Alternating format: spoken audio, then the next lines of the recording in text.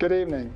I'm Joe Varro, and I serve as the board president for the Albuquerque Public Schools Education Foundation. Our board strives to provide funding to the educators in our school district who have the passion, the dedication, and the innovative spirit to make a difference in the lives of students. Each semester, our grant programs provide new opportunities for students that would not be possible without the generous support of you, our community. Many of us can trace our successes, large and small, professional and personal, to an educator.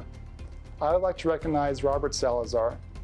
For me, he made moving to a new city and starting middle school in Grants, New Mexico a little easier. Being the new kid at school, he provided me with that added support and confidence that I'll never forget. While playing middle school basketball, he believed in me and my skills when others didn't. Coach Salazar was an amazing teacher, coach, and friend. This evening, I'll be thinking of Coach Salazar, and I hope you think of that individual who made a difference in your life when you too were a student. Mrs. Louise Usual. Miss Usual was my math teacher, worst subject. Math has always been my worst subject, and she put me in that Algebra 1 class. And she was my teacher in that Algebra 1 class, and she got me through that Algebra 1 class. Her belief in me and my potential to be successful, even though I had made up my mind that I could not be a successful math student. She would not let me settle for mediocrity. She would not let me take the easy way out. And she did not let that score determine the height of realized potential. My favorite teacher is Mrs. Charlene Kelly from Sandia High School. I met Miss Kelly as a freshman in her freshman English class, and from the first day of telling us that she would teach us how to speak so we never had to use another curse word again, and how to structure a perfect paragraph, I just fell in love with the way she taught us and the way she made us think and the way she made us speak. I was introduced to Mr. Paul because I was going to be honest, I wasn't the best behaved student going there, and so when I met him, he would talk to me like I was a human being, like he didn't talk down to me, and he would say, "What's going on? You know, what can I do to support you? What do you need from me for you to be success?" He was able to appeal to your emotion and appeal to a self-pride, like get up and have pride in yourself. You know what I mean? Show some integrity, right? Do the right thing when no one's looking. And do it because it's the right thing to do. He guided you along. He never talked down to you. He talked at your level, and he brought you up to his level. And he brought the best out of you into saying, "I knew you could do it. I saw your potential, and I knew you could reach it." And you did. And he always had that message that even when you reach your potential, there's even more you can reach. John Mulder, when I was in 8th grade, having a tough year, handed me my first camera, and he encouraged me to keep going, and I did. I did my first wedding when I was 16. But most of all, he gave me confidence. Yeah, gave me confidence. The teacher that popped into mind as the educator that made an impact was Mrs. Steinert. She was my 8th grade middle school teacher, and she told me that I was going to go to Caltech and invent cold fusion or discover a cure for cancer. And while I did not invent cold fusion or discover a cure for cancer, I did go to Caltech primarily based upon what she had said. So Roger Munoz, he was my band director in high school. He actually was my band director in middle school too. I learned a lot from the music side for him. He taught me trumpet, baritone, guitar, percussion. But I think more than that, Roger was always there for all of us as students, and he dedicated his life to our success. So he would do things that I don't think were expected or he might have been compensated for that really helped for me to build my confidence, to be able to feel that I could lead, that I could help, and that I could contribute in a way that I never thought was possible. My most influential APS teacher was Miss Susan Collins, who was my first grade teacher at Corrales Elementary. I believe we were her first year class. And what we loved most about Miss Collins was how she made us feel as first graders every day. She made us feel so special. She was so enthusiastic about teaching. She had a guitar and she would play songs for us every morning on the rug. And she really instilled a love of reading, which really stood out to me as I started in elementary school. It was in her words that were written on the paper. You know, I know this isn't your best effort. Please try again. And so it was a lot of rewritten papers in my senior year of high school. But when I got to college, I appreciated her so much. My freshman and sophomore years in college English were a breeze. And that's when I really started to look back and say, that was one special woman. I had been in 6 elementary schools before I arrived in Mrs. Beaton's 5th grade classroom. And the elementary schools had ranged across the United States. We moved often. And when I arrived at Mrs. Beaton's room, I had a hodgepodge of education. I had missed out on some things in some places and gotten some skills and not others. And Mrs. Beaton took the time to sit down with a little girl in a new place and find out what I knew and what I didn't know. And then she individually took care of me. Before school I would come in and she'd instruct me, and after school I'd stay, and during recesses. And she took the time to compassionately catch me up, get me in a good place, and set me up for having being a straight A student through mid-school and high school. She set my future. Very first teacher I had, I got to have for 1st, 2nd, and 3rd grade at Comanche Elementary, and that was Mrs. Todd. She was such an example of patience. I think I was her project over those 3 years. It took me a while to learn to read. I just felt supported and accepted for who I was and where I was at. And then she pushed me to grow into what I could become. And she made me want to be a teacher. So, a teacher that I had back in high school who had a significant impact on my life was Captain Peter Coy, United States Navy retired. Captain Coy was the senior naval science instructor my only year of high school Navy junior ROTC up in Manchester, New Hampshire, and I was a senior, didn't have a plan for life after high school. And senior year in October, he walked up and handed me a big envelope and said, fill this stuff out and send it in. And I did. And the next March, I had a 4-year ride, 4-year college scholarship, college ROTC, to the University of Kansas. I didn't really know what I was going to do. I switched through different electives, different activities just to see what I was going to get into. And ROTC was my last resort. It was the only thing I could choose at the time because it was too late to choose anything else. And that exposed me to the things that I enjoy to do to this day. And that actually is what really kept me on track all throughout high school, especially through my worst times in life that I feel it was really beneficial. And Major Hendricks made that all possible, even at times where he didn't have the specific money in the unit account. He would take it from his own money, and he would spend a lot on the unit just to be able to give us that opportunity. And I think that is truly the thing that kept us going throughout the whole time. I think the big part that motivated me was that even if we failed, he wouldn't necessarily get upset, but instead he would push you to strive to complete your goal. The amount of failures that I've experienced in ROTC is ridiculous. But at the end of the day, I made an ROV work. I made a rocket fly.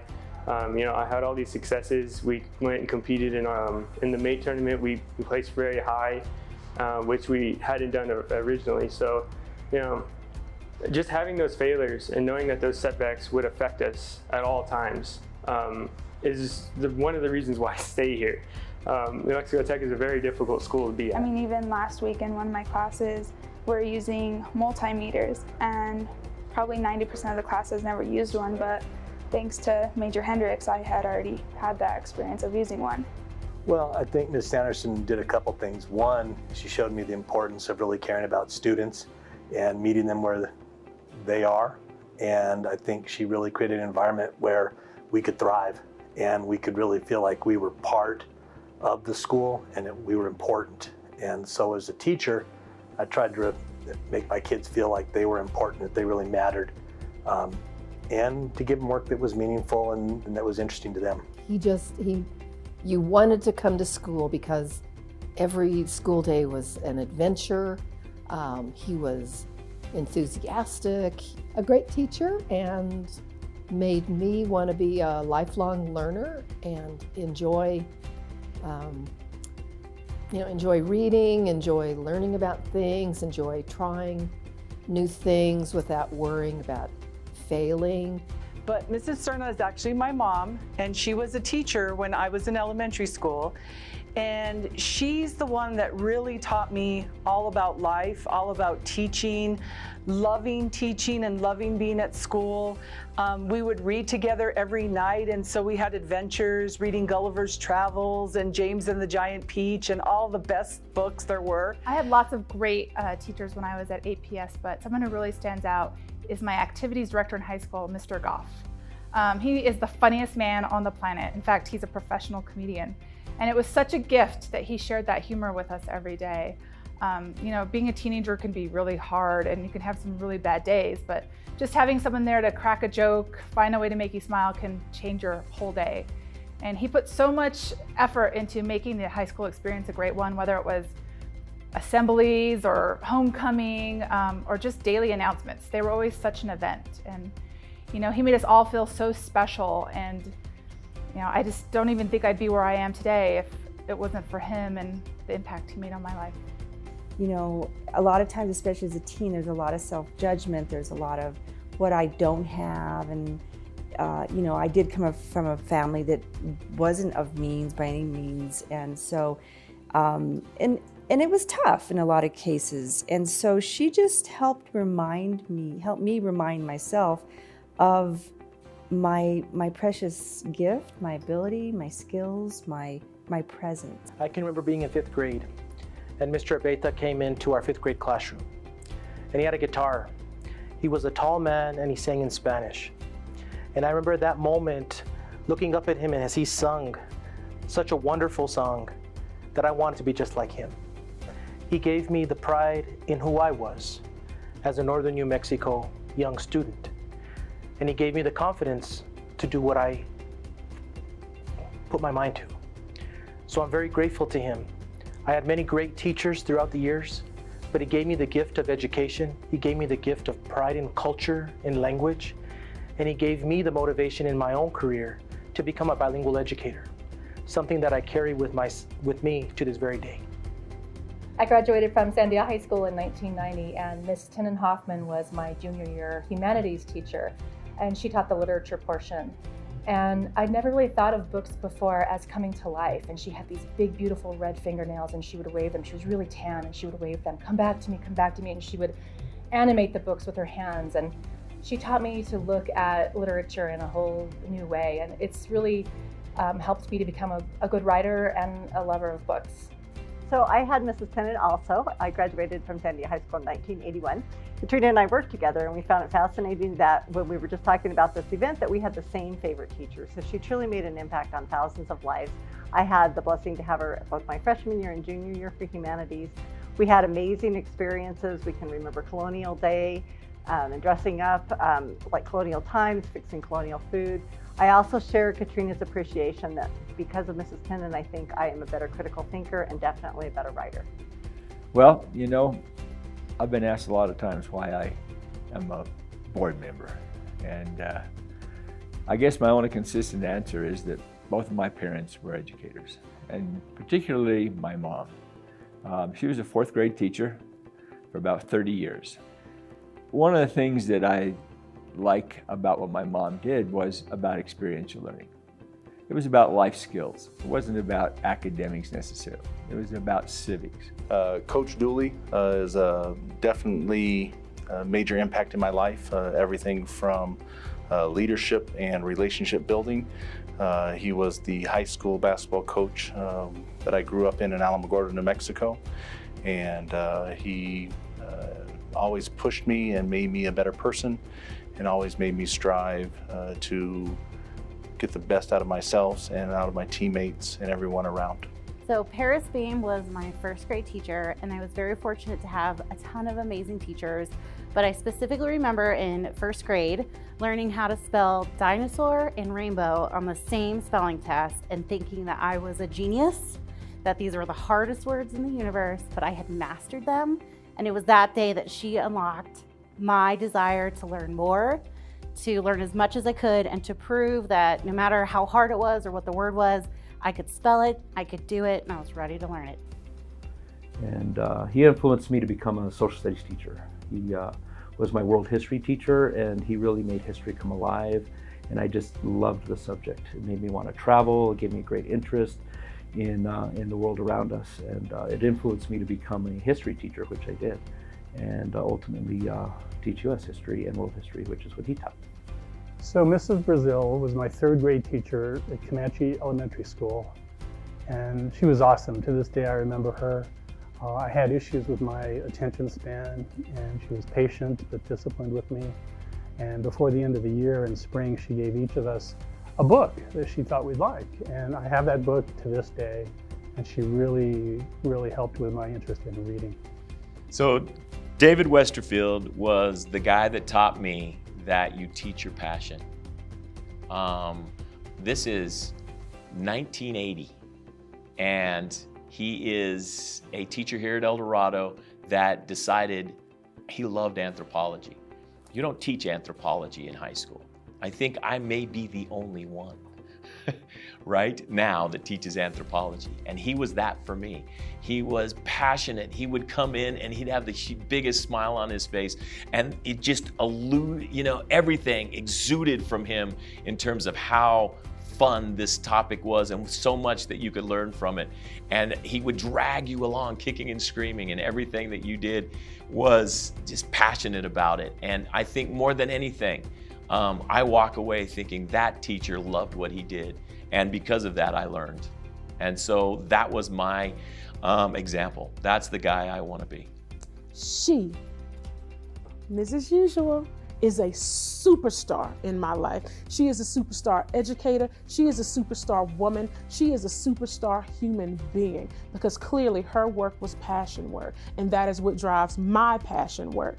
In everything that I do, every decision that I make, in every school where I have ever worked.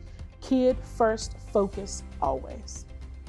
I don't know if Susan even knows this, but she herself inspired me to become a teacher out of college. She instilled a love of learning that fostered a love of teaching, which I still utilize every day in running my company. Every student has to have you want them to always give their best, but you have to key into what is the way to get the best out of them. But it's about trying to motivate kids and getting them to do the best that they can, to believe in themselves.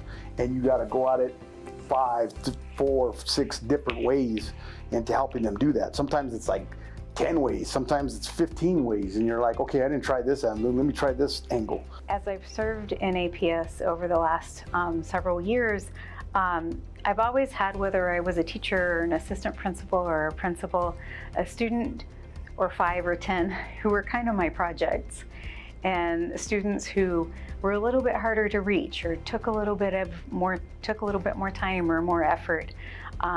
But she made me want to be that person for the next generation of students in Albuquerque, and so she grew me into being like her in that way. Because we're the ones making one-on-one, face-to-face contact with the students every single day.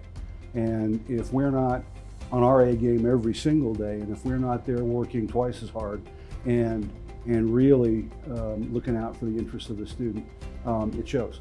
And I think kids know when teachers care about them and want to invest themselves in the student. I think kids recognize that commitment. They know that we care and we're in it for them, and they respond to that. They perform.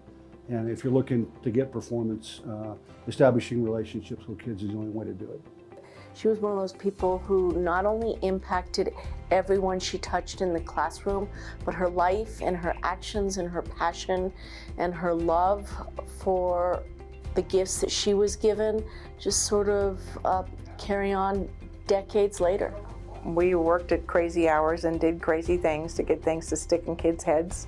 And it led me into being a school leader because I wanted to be able to realize it's when the teachers are working outside the box that we save those little special ones, like I was. On behalf of the APS Education Foundation Board of Directors, we congratulate all of those we honor tonight and welcome to the 2019 Gold Bar Gala.